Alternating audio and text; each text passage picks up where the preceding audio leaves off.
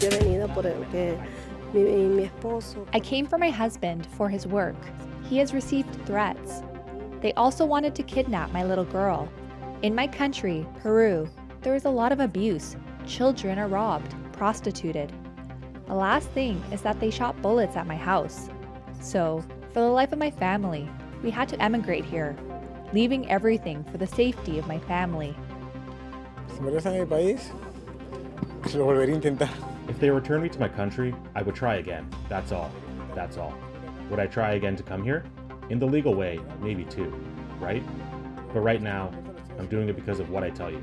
Because of a lot of fear. A lot of fear.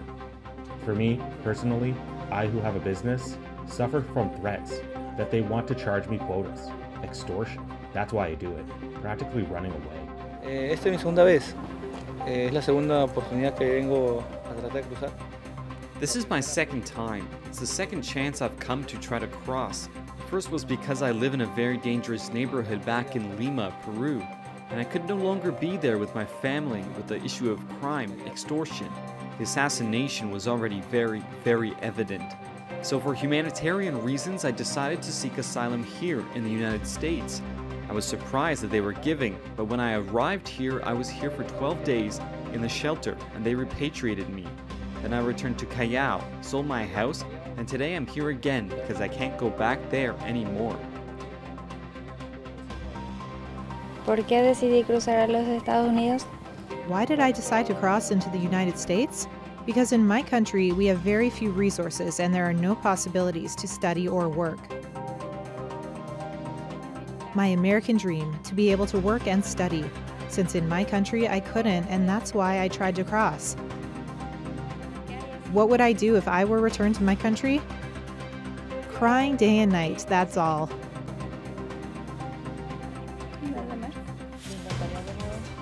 Yes, 1,000 times. I would try 1,000 times.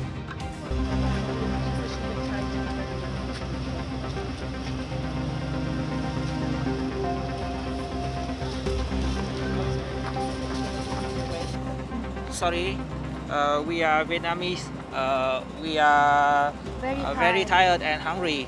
I have been here for 6 days. President Biden asked me to save us. Please do not distinguish us. Thank you.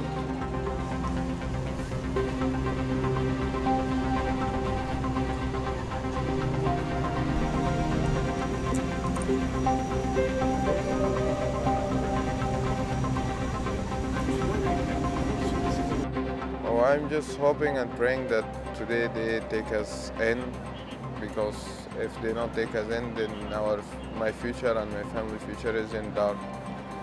Because we escaped from dark place, dark side, and we came here for a better life.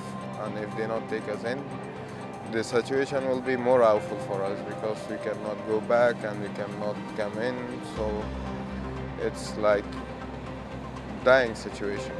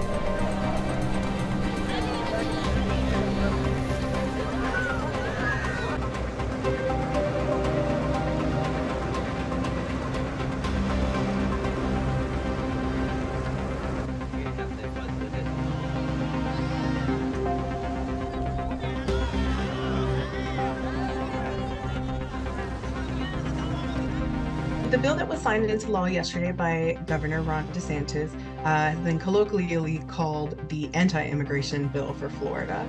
And essentially, it passed several changes that will impact many immigrants in Florida, and actually a lot of non-immigrants as well. A lot of citizens and residents might also be impacted. So some of the things that were passed as part of the bill were, for example, hospitals will now be required to ask patients whether they're U.S. citizens or what their legal status is, and hospitals will have to report this to the state. To me, that is the biggest and scariest change I see in the law.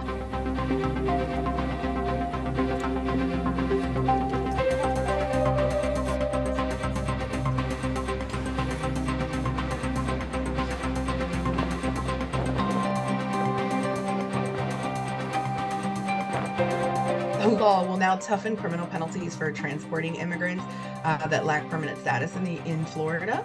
And what that means on a practical level is that anyone who transports someone in their vehicle, for example, so if you have a family member who's out of status, a parent, let's say, and you are a U.S. citizen, and you transport this person to the supermarket to do groceries, that will actually now be criminalized as a felony in the state of Florida. And the penalties, both time and monetary penalties, will increase each time that this occurs, or each time you do it. The biggest concern there is also not just families that are being torn apart, but Uber drivers, taxi drivers. Will they now be required to ask for status of their passengers? We really don't know, but this is a huge sweeping change and doesn't just affect immigrants moving about the state, but also severely affects the U.S. citizens and lawful permanent residents around them that are family members or friends.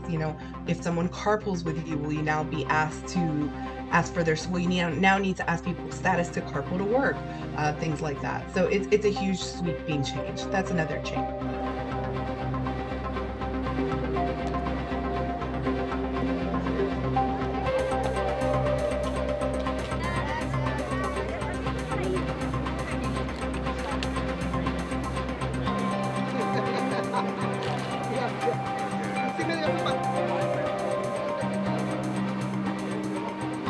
Will also be increasing the penalties against employers who hire undocumented immigrants.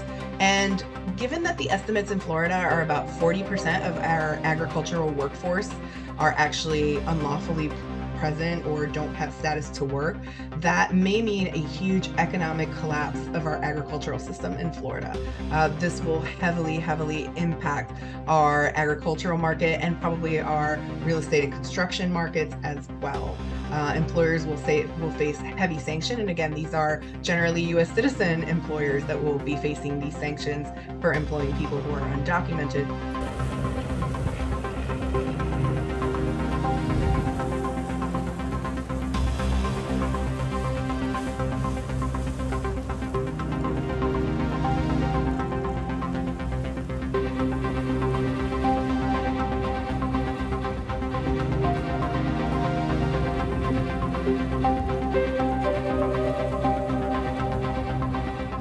Of course, you do have criminal aliens that are coming across the border, and people say, Florida, you're not on the border, what do you care? Well, October 21, you had an illegal alien stab a man to death right here in Jacksonville.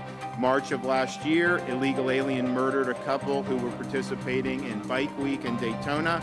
And in September, we had an illegal alien drive a front loader at a construction site that killed a sheriff's deputy in Tampa Bay. And so you've seen this happen just in Florida. You're seeing it happen all over the country.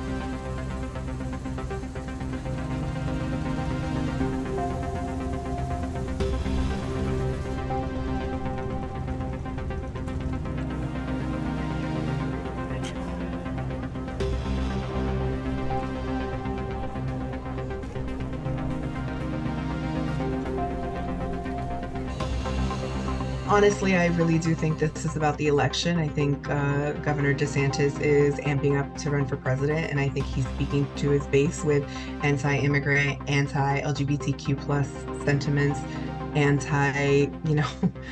just saying the word human trafficking and immigrants flooding in and using services. I think is part of the rhetoric to get the base amped up for his presidential campaign. So in February, we were in Jacksonville and we proposed strong legislation to curb illegal immigration, both deterring illegal immigrants from coming to Florida, but also holding people accountable within Florida who were involved in illegal immigration. And so we made that promise. We said that we were going to go big. And today we deliver on that promise by signing Senate Bill 1718. And even the New York Times admitted this is the strongest legislation against illegal immigration anywhere in the country.